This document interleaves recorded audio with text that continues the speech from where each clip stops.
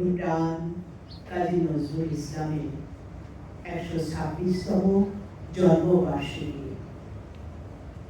এই মহান দিনে রইল গভীর শ্রদ্ধা, ভালোবাসা ও অন্তরের সালাম। নজরুল শুধু একজন কবি নন, তিনি এক যাত্রা, এক আন্দোলন, এক বজ্র গর্জন।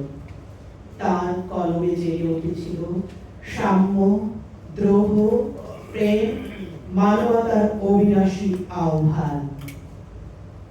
তিনি আমাদের শিখিয়েছেন অন্যায়ের বিরুদ্ধে রুখে দাঁড়াতে, আবার ভালোবাসায় ভরে দিতে ধরণী।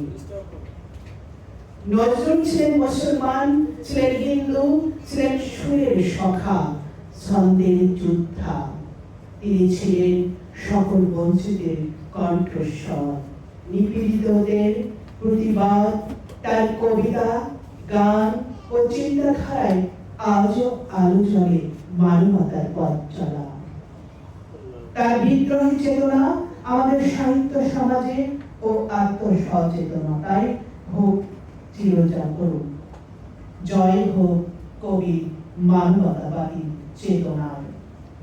নজরুল বেঁচে থাকুন আমাদের সাহস, শব্দ ও স্বপ্নে।